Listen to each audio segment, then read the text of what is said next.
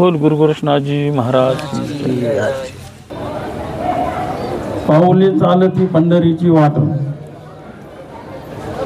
जैसे पंढरी को वारकरी भक्त परिवार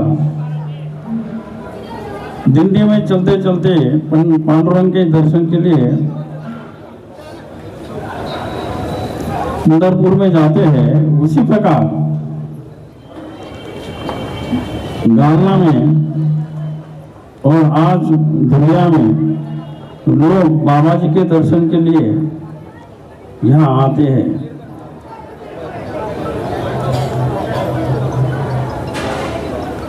पाऊले चालती पंढरीची वाट, इसका मतलब यह है कि हर कोई अपने ध्येय की तरफ चलता है। संसार में हर किसी का अपना छोटा बड़ा कोई ना कोई ध्येय होता है।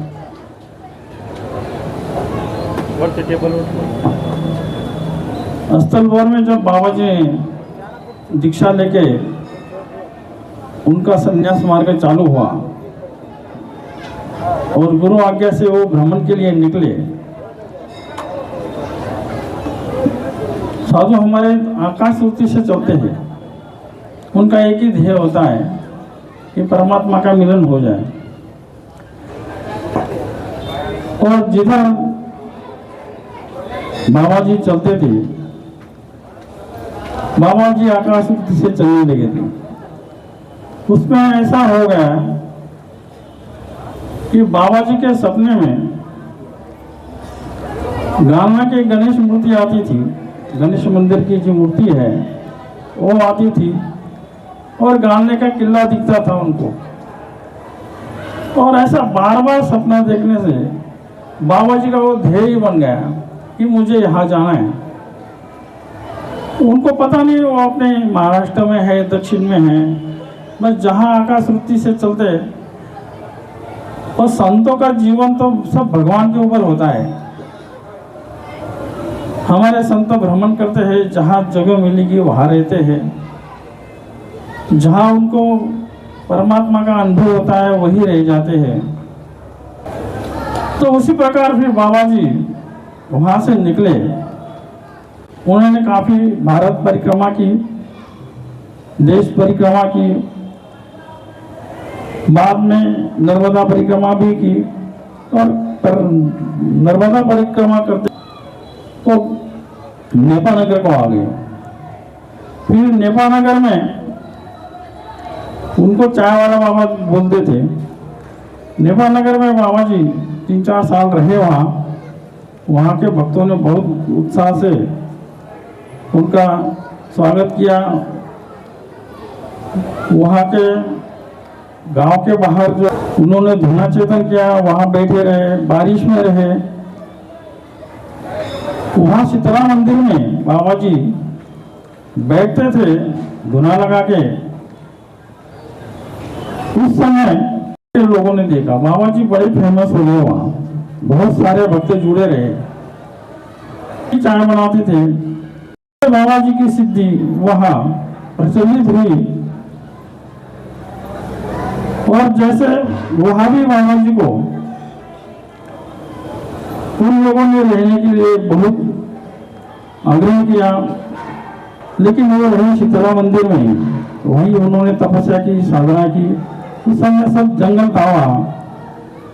आज वहाँ बाबा जी की मूर्ति स्थापना हम करके आए हैं, वहाँ बाबा जी का ही अनुष्ठान है। तो इस प्रकार फिर वहाँ से उनको फिर सपना आया, फिर वहाँ से निकले वो।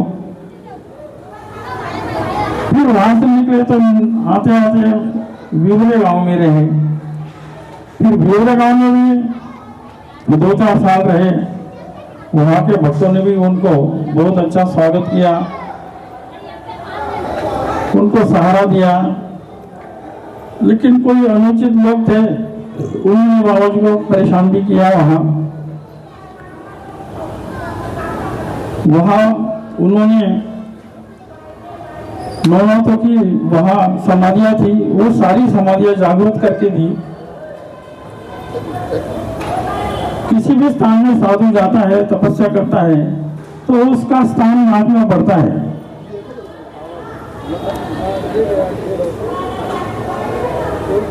तो इस प्रकार बाबा जी का वहाँ उस मंदिर में, उस समाधि के स्थान में अनुष्ठान रहा। उन्होंने वहाँ तपस्या की, वो समाधियां जागृत की, और उसके नीचे बहुत बड़ा विवर था, मतलब बहुत बड़ी गुफा थी, इसलिए उस गांव का नाम विवरे बोला है, क्योंकि वो समाधि के नीचे बहुत बड़ा विवर था। क्या? तो वहां के भक्तों ने बाबा जी को बहुत अच्छी भक्ति की, और फिर वहां से भी जब बाबा जी को फिर दृष्टांत हो गया गणेश जी का, फिर बाबा जी वहां से भी निकले। निकलने का कोई न कोई कारण हो जाता था, हम उसको समझ नहीं सकते, लेकिन उधर के लोग कहते कि बाबा जी को हमने परेशान किया इसलिए बाबा जी यहाँ से चले गए, लेकिन ऐसा कुछ नहीं है। बाबा जी का अपना एक ध्येय था, वो मिलने तक वो स्थान में चलते थे। फिर वहां से आए तो अपने दुनिया में आ गए। अब दुनिया में आ गए तो यहाँ शमशान में सीधे चले गए। शमशान में एक पुराना गणेश मंदिर था, वही टीन की शेड में बैठे, और वही उनका भजन तपस्या शुरू हो गई। उसको स्मशान साधना बोलते हैं। संतों में घर बार छोड़ के संन्यास लेते हैं, वो तो संन्यास होता है, त्याग होता है, लेकिन स्मशान में जाके रहना, इसको स्मशान वैराग्य बोलते हैं। जैसे भर्तृहरिनाथ जी को स्मशान वैराग्य हो गया था, क्योंकि जब पिंगला ने अपना शरीर छोड़ दिया था, तब भर्तृहरिनाथ जी शमशान में जाके उसके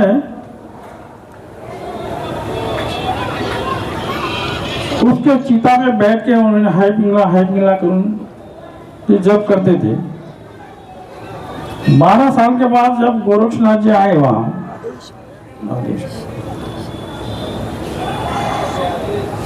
तब जाके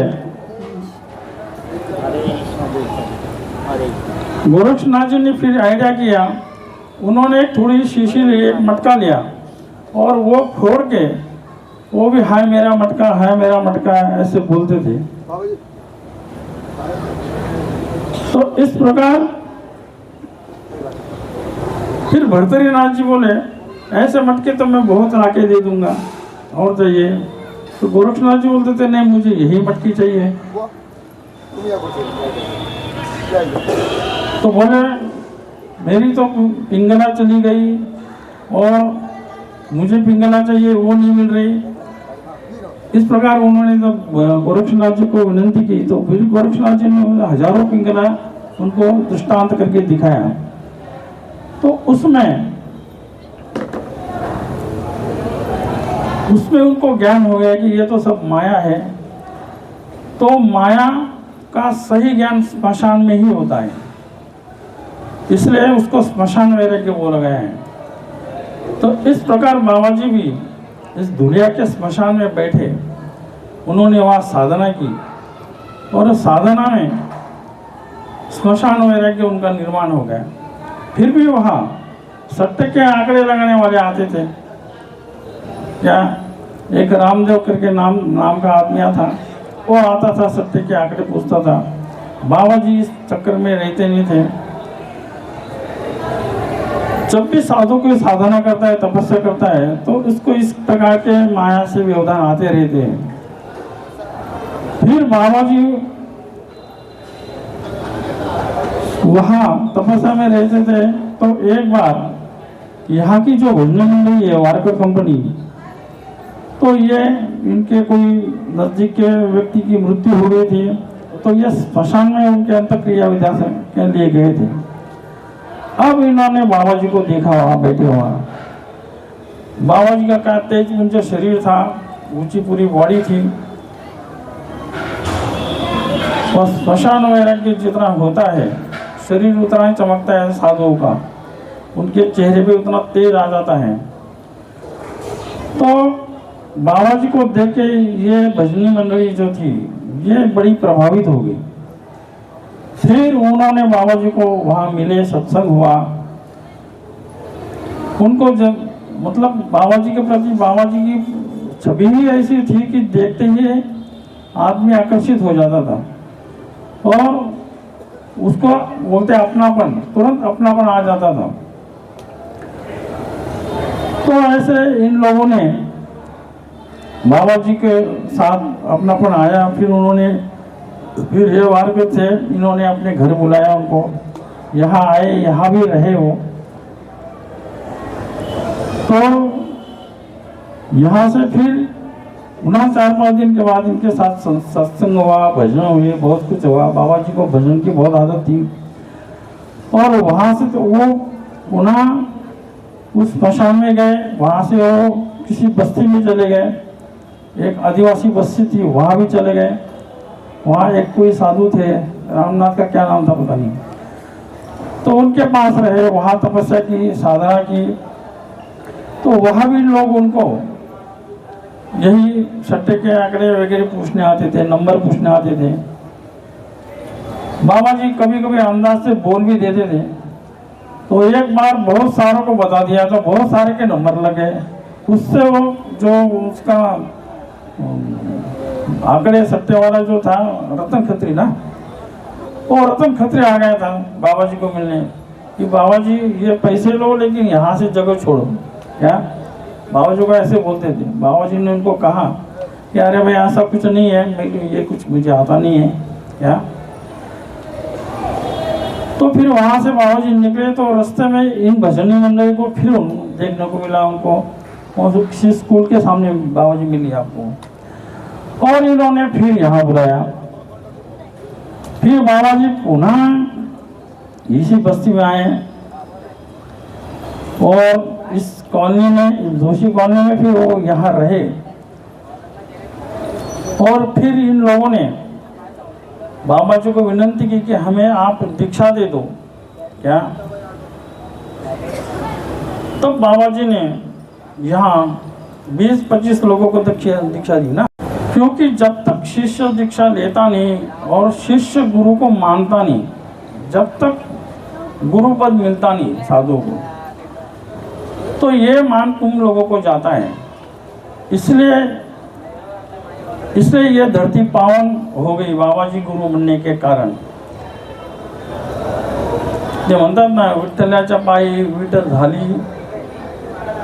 झाली भाग्यवंत। तर जसे पुंडलिक आई वडिलांची सेवा करत असताना विठू माऊली उनके दर्शन के लिए आए, उनको मिलने के लिए आए। पुंडलिक ने बोला मैं माता पिता की सेवा करता हूँ, मैं आपका दर्शन नहीं लेना चाह रहा हूँ, अगर आपको इंतजार करना है। तो उन्होंने वहाँ से एक ईंट फेंक दी दरवाजे में और पांडुरंग उसी ईंट पे खड़े हो गए। इसलिए उसका नाम ईंट झाली भाग्यवंत ऐसे बोलते भजन में। विठ्ठलाच्या पायी विठ्ठल झाली भाग्यवंत। इसी प्रकार बाबा जी के चरण इस दुनिया में पड़े, इस कॉलोनी में पड़े, तो ये भी एक भाग्यवंत, जैसे ईंट भाग्यवंत हो गई है, वैसे ये स्थान भी एक भाग्यवंत हो गया। केवल बाबा जी के चरण यहाँ पड़े। तो इस प्रकार से फिर बाबा जी यहाँ से भी उनका दृष्टांत जो होता था उसकी खोज में फिर बाबा जी यहाँ से निकले। लेकिन हमारे गाँव के जो गणेश बाबा है, जो गणेश जी का मंदिर है, तो वाकई सिद्ध है। उन्होंने बाबा जी को बराबर वहाँ लेके गए। क्या कहते हैं, जब बाबा जी गालना में आए प्रथम बार 1960 में, उस समय बाबा जी गणेश मूर्ति के पास बैठ के हाथ उसको स्पर्श करके वही बैठे रहे 1-2 घंटे। उनके आंखों से आंसू भी आ रहे थे, क्योंकि उनको वहाँ का ध्येय मिल गया था और उन्होंने वही तय कर लिया कि कुछ भी हो मुझे यहाँ से जाना नहीं, अभी मुझे यही रहना है। काफ़ी गालना में काफ़ी ऐसे प्रसंग आए कि बाबा जी को स्थान छोड़ने की ये हो जाती थी। बहुत बार बाबा जी बाहर भी चले जाते थे, लेकिन घूम फिर के फिर बाबा जी गालना में आते थे, क्योंकि जब वहाँ बाबा जी ने स्मशान वैरागी के स्वभाव से अपनी कुटिया जला दी थी, और जब लोग उनको पूछने लगे कि ये कैसे हुआ, क्यों जला दिया, तो बोले ये तो लंका जल रही है। क्योंकि बाबा जी को उस समय एक दृष्टांत था कि यहाँ एक बहुत बड़ा मंदिर बनने वाला है, जो चारों धाम अभी इसके भजन में आए ना, सभी देवता देवी देवता नाथ संप्रदाय के अपने 984 सिद्ध सभी की वहाँ स्थापना करके एक इतना सभी तीर्थों का एक तीर्थ बना दिया बाबा जी ने। इसलिए गाना तीर्थ क्षेत्र बन गया है, और तीर्थ क्षेत्र बनने से वहाँ आज भी इतनी भीड़ लगती है, जान न पहचान ऐसे ही लोग आते हैं दर्शन के लिए वहाँ। क्या तो इस प्रकार से बाबा जी जहाँ जहाँ गए, नेपा नगर में भी बाबा जी का मंदिर बनाया है, तुम्हारे विवरे में भी मंदिर बना है, मूर्ति स्थापना हुई है, धुलिया में भी हुआ है, रही नहीं तो जलगांव में भी बाबा जी ने एक गोरक्षनाथ मंदिर की प्रतिभा बनाई है, वहाँ भी बाबा जी का एक स्थान बना है। तो इस प्रकार जहाँ जहाँ संतों के कदम पड़ते हैं बदल, तो वहाँ वो तीर्थ क्षेत्र बन जाते हैं। तो हम बड़े भाग्यशाली हैं, बाबा जी जैसे हमें गुरु मिले, और इस प्रकार से हम भाग्यशाली हो गए हैं। तो आज बड़ी खुशी का दिन है।